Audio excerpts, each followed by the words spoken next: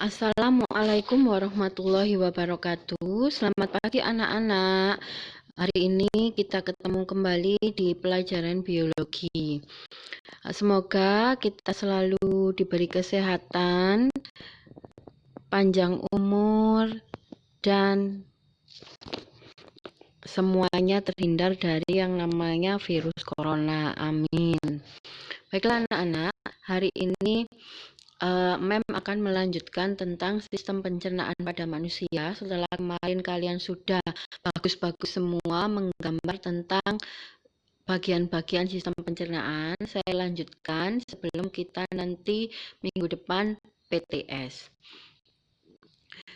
Untuk hari ini kita belajar sistem pencernaan. Tujuan pembelajaran kita adalah membandingkan proses pencernaan secara mekanis dan kimiawi. Yang berikutnya yaitu mengidentifikasi saluran pencernaan dan kelenjar pencernaan pada manusia.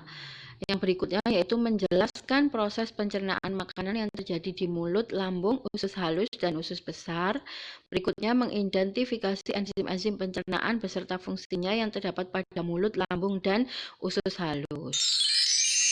Anak-anak, sebenarnya dalam sehari-hari kita perlu yang namanya makan, karena makan ini sebenarnya sebagai sumber kita untuk menghasilkan energi dan sebagai proses metabolisme dalam tubuh. Karena kalau kita tidak makan, pasti tentunya kita akan mati karena kita butuh energinya, energi dari makanan tersebut. Ya, jadi fungsi makanan yaitu sebagai sumber energi untuk pertumbuhan, ya, kemudian mengganti sel-sel tubuh yang rusak, dan berikutnya yaitu dalam makanan yang kita konsumsi itu pasti ada zat-zat yang terkandung di dalamnya. Ada karbohidrat, protein, lemak, vitamin, mineral. Nah, tentunya dalam masing-masing makanan ini kandungan-kandungannya ini memiliki fungsi bagi tubuh kita. Misalkan karbohidrat. Apa saja yang termasuk dalam karbohidrat? Ada jagung, ya. Kemudian ada nasi, roti, gandum, kentang, masih banyak lagi makanan yang mengandung karbohidrat, ya. Apa fungsi dari karbohidrat? Yaitu yang pertama yaitu sebagai sumber energi, membantu kita dalam pertumbuhan, mempertahankan suhu tubuh kita, ya. Kemudian karbohidrat ini di dalam rongga mulut kita, karbohidrat ini akan diubah menjadi zat gula dengan bantuan enzim ptialin. Kenapa? Karena zat-zat tersebut belum dapat terserap, maka perlu dicerna lebih lanjut di dalam usus, ya. Ini tentang karbohidrat. Sekarang protein. Nah, protein ini tentu ada di makanan, ya, ada ikan, daging, telur. Nah, apa fungsinya protein? Yaitu sebagai pembangun tubuh atau sel-sel yang rusak, pengganti sel-sel yang rusak, sebagai komponen enzim yang mengkatalis proses biokimia sel. Ini fungsinya protein. Nah, protein itu dibagi dua, ada protein nabati dan protein hewani. Contohnya apa protein nabati itu? Protein nabati itu misalkan tempe, tahu, kacang merah, kedelai, ya, yang berasal dari tumbuhan. Kalau hewani berasal dari hewan, misalkan telur, daging, susu, keju, ikan. Nah, nanti anak-anak, jika tubuh kita kelebihan protein, maka oleh tubuh kita ini akan dibuang bersama urin dan feses. Tapi jika kekurangan protein, akibatnya adalah kakinya dan tangannya menjadi bengkak atau akibat lainnya yaitu kwashiorkor. Ini biasanya diderita oleh bayi dan anak-anak. Berikutnya lemak. Nah, lemak, ya, ini berfungsi sebagai sumber cadangan energi yang disimpan sebagai pelindung tubuh dari suhu rendah. Karena apa? Karena lemak ini tersusun atas unsur-unsur karbon, hidrogen, dan sedikit oksigen. Sehingga berakibat apa? Pada saat oksidasi, lemak ini mempunyai kemampuan mengikat oksigen lebih banyak daripada karbohidrat, sehingga lemak ini mampu menghasilkan oksigen lebih banyak. 1 gram lemak ini menghasilkan energi sekitar 9 kalori. Nah, ini ya. Jadi fungsi lemak ini sebagai sumber cadangan energi, ya, sebagai pelindung tubuh dari suhu rendah. Kemudian, apa saja makanan yang mengandung lemak? Ada kacang, kelapa, minyak jagung, minyak kedelai, mentega, susu, ikan basah, dan lain-lain. Ya, ini fungsi lemak.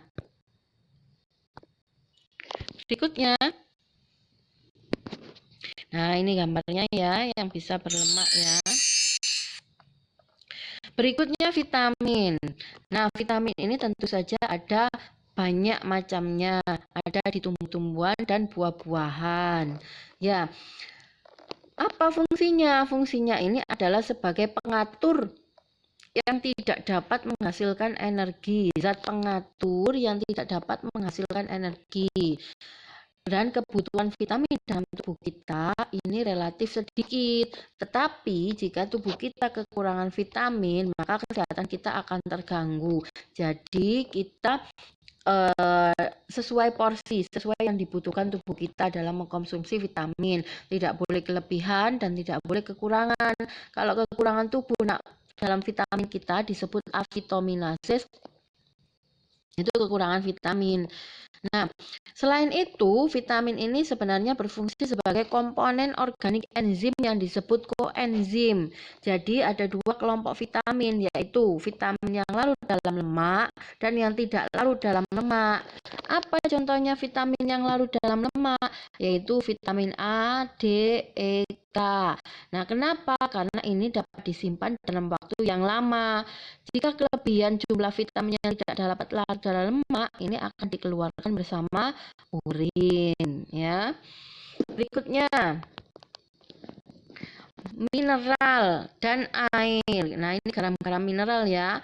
Ada banyak yang termasuk dalam garam-garam mineral. Nah, garam-garam mineral ini berfungsi sebagai peranan tertentu dalam tubuh kita. Misalkan, yang termasuk garam-garam mineral ini adalah kalsium. Apa fungsinya kalsium? Nah, kalsium ini berfungsi sebagai pembekuan darah, komponen penting dalam pembekuan darah, sebagai pembantu dalam kontraksi otot, pembentukan tulang dan gigi. Selain itu juga kalsium ini berperan bagi kerja jantung, sistem pencernaan, dan sistem reproduksi. Makanan apa saja yang terkandung dalam kalsium? Yaitu susu, keju, daging, sayur, dan sereal.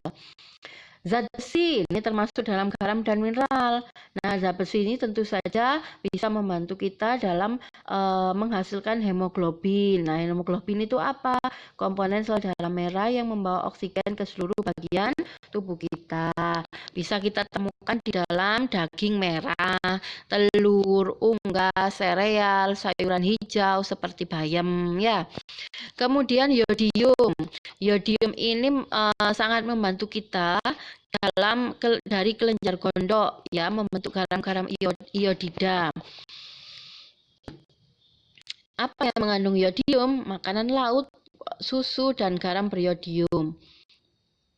Ada magnesium. Lah, kalau magnesium ini misalnya sayuran, daging, dan kentang. Berfungsi sebagai kofaktor enzim pada metabolisme karbohidrat. Terus kemudian ada fosfor. Nah, kalau fosfor ini berfungsi sebagai pemberi energi dan kekuatan untuk metabolisme lemak, dan pati sebagai penunjang kesehatan gigi dan gusi. Nah, kalau fosfor ini nanti bentuknya seperti kristal kalsium fosfat. Nah, ini terdapat dalam tubuh kita sebanyak 80%. Nah, ini berada pada dalam tulang dan gigi. Nah, kalau untuk dalam pertumbuhan anak-anak, ini fosfor ini juga memicu sintesis DNA seperti penyerapan pemakaian kalsium, ya. Kemudian ada kalium atau potasium. Nah, kalau kalium potasium ini merupakan peranan penting sebagai bagi perambatan impuls saraf yang diperoleh dari pisang dan sayuran. Jadi untuk saraf kita ya. Kemudian ada natrium atau sodium. Nah, ini berfungsi sebagai perambatan impuls saraf dan menjaga keseimbangan osmotik kita peroleh dari garam dapur dan sayuran. Berikutnya yaitu air. Nah, air ini sangat penting bagi tubuh kita, ya. Karena apa? Karena air ini berfungsi untuk melarutkan zat makanan, mempercepat reaksi di dalam tubuh kita, mengatur suhu tubuh kita, dan mengangkut zat sisa ke alat pembuangan. Anak-anak, kemarin kalian sudah tahu bagian-bagian organ-organ atau organ-organ sistem pencernaan kita, ya. Proses pencernaan ini sebenarnya ada dua, secara mekanis dan kimiawi. Kalau secara mekanis ini proses pencernaan makanan dengan menggunakan gigi. Kalau kimiawi proses pencernaannya menggunakan enzim pencernaan. Nah, ini kita lihat gambarnya saluran pencernaan. Kalau kemarin saya lihat tugasnya kalian sudah bagus, kolasenya sudah bagus, sudah pinter-pinter. Nah, ini saya ulangi, ini ada mulut. Nah, ini kerongkongan atau esofagus ya. Kemudian ada lambung. Kemudian ada usus halus. Nah, ini usus halus.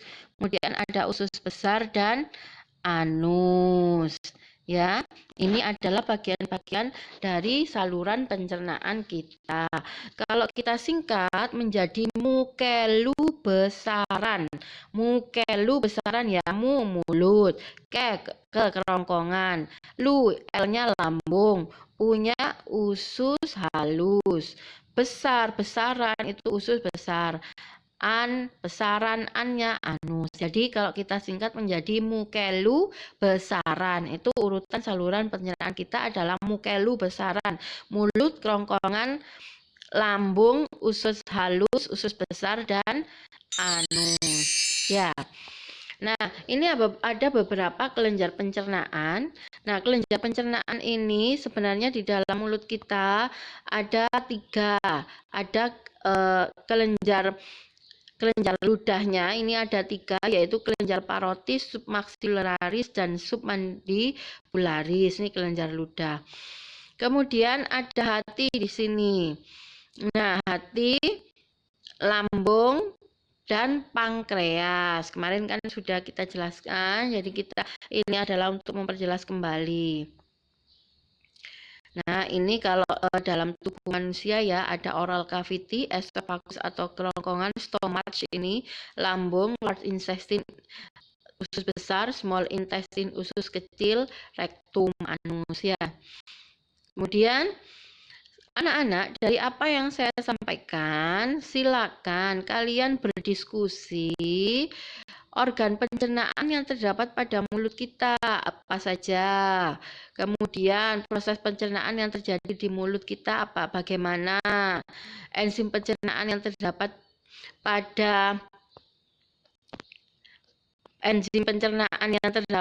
pada mulut beserta fungsinya. Tentu saja semuanya harus dibantu dengan enzim. Ya. Kemudian diskusikanlah kembali, jelaskanlah kenapa makanan yang kita telan tidak masuk ke dalam tenggorokan. Kok harus masuk ke kerongkongan? Kenapa seperti itu anak-anak? Kemudian setelah makan masuk ke dalam kerongkongan, jelaskan apa yang terjadi dengan dinding kerongkongan. Berikutnya yaitu jelaskan proses pencernaan makanan yang terjadi di lambung. Kemudian tuliskan enzim-enzim pencernaan yang terdapat pada lambung beserta fungsinya. Ini kalian diskusikan, ditulis di lembar kertas. Kemudian dijelaskan apa yang terjadi pada usus besar. Tuliskan nama bakteri beserta fungsinya yang terdapat pada usus besar. Tuliskan enzim pencernaan yang terdapat pada usus halus beserta fungsinya. Nah, ini tuliskan bagian-bagian usus halus, tuliskan fungsi usus besar. Nah, sekarang kita masuk ke dalam mulut. Nah, ini mulut, bagian-bagiannya kalian lihat gambarnya, ini ada kelenjar sublingual, saluran kelenjar, kelenjar submandibular, dan kelenjar parotis. Nah, ini pada mulut, ini terdapat gigi, lidah, dan kelenjar ludah.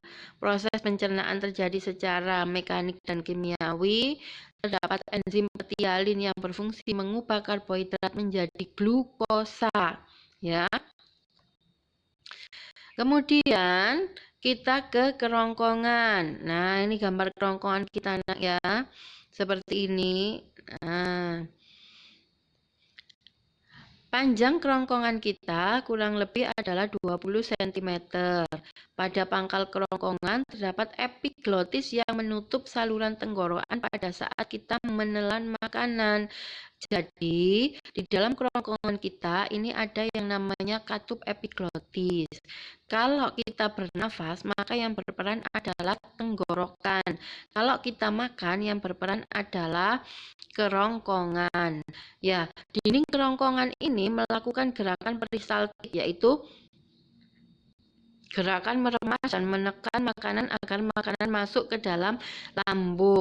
Mengapa kita ini kalau makan tidak boleh bicara? Mengapa? Nah, salah satunya alasannya karena ini ada kerongkongan dan tenggorokan yang ditutup oleh katup epiglotis. Ya, di sini kan dijelaskan bahwa ketika kita makan, katup epiglotis ini menutup supaya makanan tidak masuk ke tenggorokan. Tapi kalau kita makan sambil bicara, maka katup epiglotisnya terbuka sehingga makanan kita masuk ke dalam tenggorokan sehingga bisa membuat kita menjadi tersedak. Lambung. Nah, lambung. Lambung ini kemarin sudah kita bahas ada 3 bagian, kardiak, pundus, dan pilorus. Nah, di sini terjadi pencernaan secara kimiawi. Di dalam lambung ini ada enzim-enzim pencernaan, ada asam lambung. Ini berfungsi untuk membunuh mikroorganisme, mengaktifkan enzim pepsinogen menjadi pepsin. Kemudian enzim pepsin mengubah protein menjadi pepton. Enzim renin untuk mengumpulkan protein, menggumpalkan protein pada susu.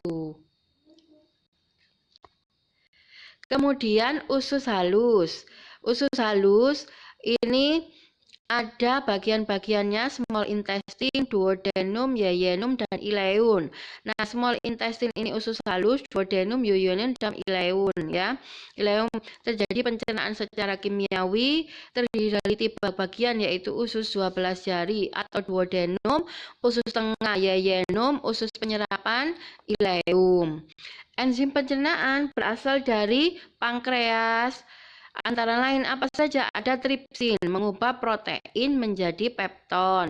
Kemudian amilase, mengubah amilum menjadi glukosa. Kemudian ada lipase, mengubah lemak menjadi asam lemak dan gliserol. Jadi ada jembatan keledainya yaitu PLTA. P-nya pankreas, L-nya lipase, T-nya tripsin, A-nya amilase. Jadi di pankreas ada enzim apa saja? Ada PLTA, pankreas, lipase, tripsin, amilase. Diingat-ingat, tripsin itu berarti mengubah protein menjadi pepton, amilase berarti mengubah amilum menjadi glukosa, lipase berarti mengubah lemak menjadi gliserol. Kemudian ada usus besar. Nah, di sini ada kalian lihat bahwa usus besar ini ada terjadi pengaturan kadar air pada sisa-sisa pencernaan makanan feses dan pembusukan sisa makanan. Kemudian terdapat bakteri E. coli yang berfungsi untuk membusukkan sisa makanan dan menghasilkan vitamin K. Kemudian ada fungsi usus besar untuk mengatur kadar air pada sisa-sisa makanan. Nah, anak-anak, itu tadi tentang bagaimana proses pencernaan kita. Sekarang kita masuk kepada gangguan dan penyakit pada sistem pencernaan. Ya, ini ada diare, yaitu disebabkan oleh bakteri atau kuman. Diare ini appendicitis radang usus buntu. Ya, ini ada diare, kemudian ini ada yang kedua appendicitis atau radang usus buntu disebabkan oleh bakteri juga, gambarnya seperti itu. Kemudian ada MA disebabkan oleh makanan yang tidak teratur. Kemudian ada ulkus radang dinding lambung yang disebabkan oleh tingginya asam HCl.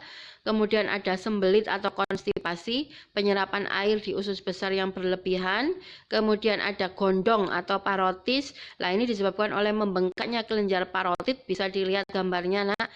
Nah, anak-anak, dari apa yang sudah saya jelaskan tadi, silakan kalian merefleksi. Kalian sudah selesai mempelajari sistem pencernaan manusia. Nah, sekarang bagaimana pendapat kalian tentang pelajaran kita hari ini? Tuliskan pendapat kalian pada selembar kertas dengan rapi. Tentu saja boleh berkreasi, silakan dikasih gambar-gambar dan lain sebagainya, tergantung kreativitas kalian. Oke, terima kasih anak-anak. Sampai jumpa kembali. Wassalamualaikum warahmatullahi wabarakatuh.